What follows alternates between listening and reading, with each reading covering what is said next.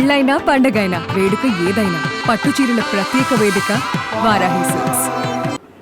Sir మీరు ఇందాక అన్నారు, నాకు ఒక మాట నచ్చలేదు సార్. నువ్వు రిపోర్టర్గా ఉన్నావు, రిపోర్టర్గానే ఉంటావని. మీరు ఒక 10 కోట్లు పెట్టండి సార్, తప్పకుండా చేద్దాం. ఇక అదేందో అమ్మా సార్ ఆయనతో సున్నా చేస్తావు, గుండు కొట్టిపిస్తావు, పరారైతావు. అసలు ఏ పబ్లిసిటీ లేకుండానే అందరూ పబ్లిసిటీ ఇచ్చే మల్లారెడ్డి గారికి యాడ్స్ ఎందుకు సార్? యూనివర్సిటీలు అంటే కల్లా 3 లక్షలు ఉంటుంది, 4 లక్షలు ఉంటుంది, 6 లక్షలు ఉంటుంది ఫీజు అనుకుంటారు సంవత్సరానికి. కానీ అది నాది కాదు. నా దాని ₹1,00,000 వెళ్ళి 2 లక్షల దాకా ఉంటుంది. ఏ కోర్సుకి ఎంత ఉంటుందని డీటెయిల్గా ఎవ్వరు కూడా ఫీజు తోటి వేయరు. అవును సార్, నిజం, యాడ్ కరెక్ట్. ఫస్ట్ టైం నేను 3 యూనివర్సిటీల ఫీజు తోటి పబ్లిక్ చేసిన. ఇప్పుడు పొసుగుతుందా సార్ మీకు కాంగ్రెస్కి, మీకు రేవంత్ రెడ్డి గారికి సెట్ అవుతుందా? సెట్ ఏం ఆయన సీఎం, నేను ఎమ్మెల్యే, ఇంకా సెట్ అయ్యేది ఏముంది? ఆయన పని ఆయన చేస్తాడు, నా పని నేను చేస్తా.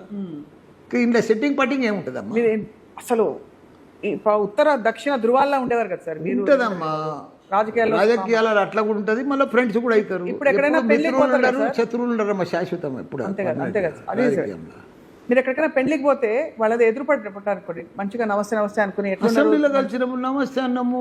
మళ్ళీ ఛాయ్ తాగిపించిండు నాకు అసెంబ్లీలో రేవంత్ రెడ్డి గారు. దామా మల్లారెడ్డి గారు అని కూర్చుండే పెట్టిండు. తప్పేముంది అది? సార్ ఇంత ల్యాండ్ బ్యాంక్ ఉంది కదా, ఏం చేసుకుంటారు సార్ మీరు? నా కోసం కాదమ్మా, నాకు ఎంత జాగ కావాలమ్మా? నాకు 6 ఫీట్లు అయితే సరిపోతుంది. నాకంతా స్కూళ్ళు, కాలేజీలు, నేను వ్యవసాయం చేస్తా కానీ తక్కువ. నాదంతా ఇన్స్టిట్యూషన్స్ అమ్మా, అన్ని కాలేజీలే. నా జీవితం అంతా 2 చెప్పిన మొన్న కూడా.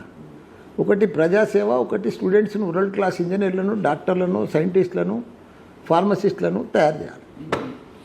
ఇప్పుడు మీరు పెట్టిన ఈ ఫీ స్ట్రక్చరు మీరు వస్తున్న వాళ్ళకి అఫోర్డబుల్గానే ఉందా? అంటే అందుబాటులో ఉందని మీరు అఫోర్డబుల్. ఇంకో ఎన్ని అవకాశాలు నేను అనుకుంటున్నావు? ప్రతి స్టూడెంట్కి లోన్ దొరుకుతుంది, 100% లోన్. సో 4 ఇయర్స్ నువ్వు ఇప్పుడు లోన్ తీసుకుంటే ఎప్పుడు కట్టాలి కుడతా? స్టూడెంట్ జాబ్ చేసేటప్పుడు శాలరీ తోటి కట్టాలి, లోన్ రీపే చేయొచ్చు. అన్ని అవకాశాలు ఉన్నాయి. ఇంకో చాలా ఇంపార్టెంట్ పాయింట్ సార్, మన దగ్గర నుంచి క్యాంపస్ ప్లేస్మెంట్లు ఎట్లయితాయి? మనము ఫుల్ తయారు చేసి ఇడిచి పెడితే 100% ప్లేస్మెంట్ అమ్మా. మన క్యాంపస్లో కూడా అవుతాయి 100% అమ్మా. స్టూడెంట్ని అట్లా తయారు చేయాలి డే 1 నుంచి.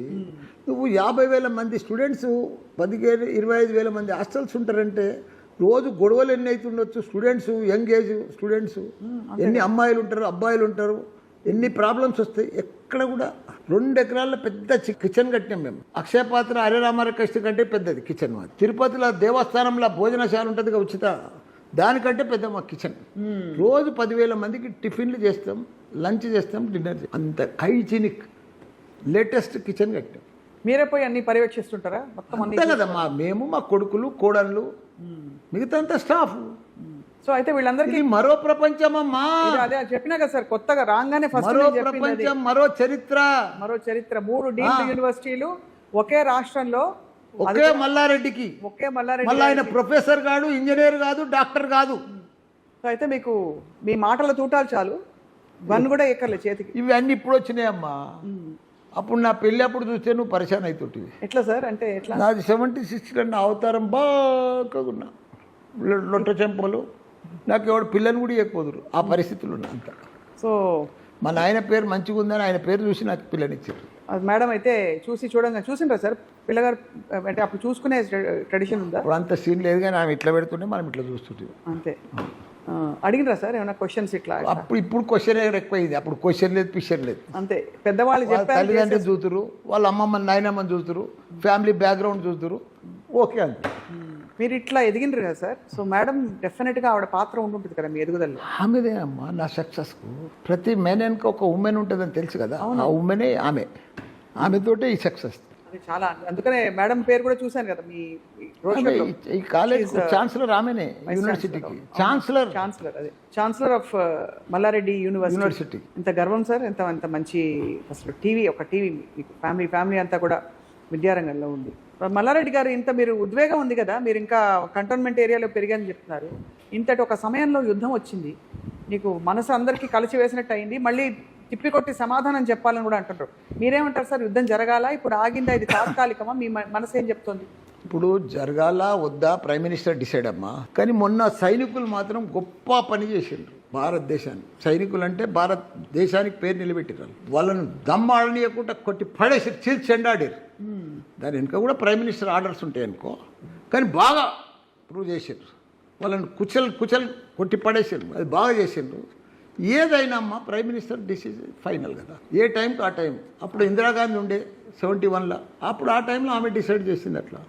ఇప్పుడు మోడీ గారు ఉన్నారు ప్రైమ్ మినిస్టర్, ఈ టైంలో ఆయన డిసైడ్ చేస్తాడు. నిజంగా మీ కాలేజ్ పిల్లలు అలాగే మీ ఇంట్లో పిల్లలు ధన్యులు. మీలాంటి ఒక ఇన్స్పైరింగ్ పర్సన్ వాళ్ళ చుట్టూ ఉండడం, వాళ్ళకి రెడీగా ఒక ఐకాన్, అంటే ఎట్లా జీవితంలో పైకి రావాలి, ఎట్లా కష్టపడాలని.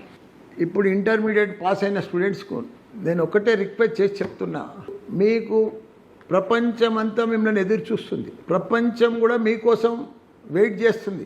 మీ ముందట ప్రపంచం అంతా ఉన్నది. మీరిప్పుడు గొప్ప అవకాశాలన్నీ కూడా మీ ముందున్నాయి. ప్రపంచం అంతా కూడా ఎక్కడ కూడా ఇంత మంచి యువకులు, యువ ఇంజనీర్సు, యువ డాక్టర్సు ఎక్కడ కూడా తయారైతలేరు, ప్రపంచంలో లేరు. యువకులదే షార్టేజ్ ఉంది, యువకులే లేరు. మన ఇండియాలో ఉన్నారు, మన తెలంగాణలో ఉన్నారు, మన హైదరాబాద్ ఉన్నారు.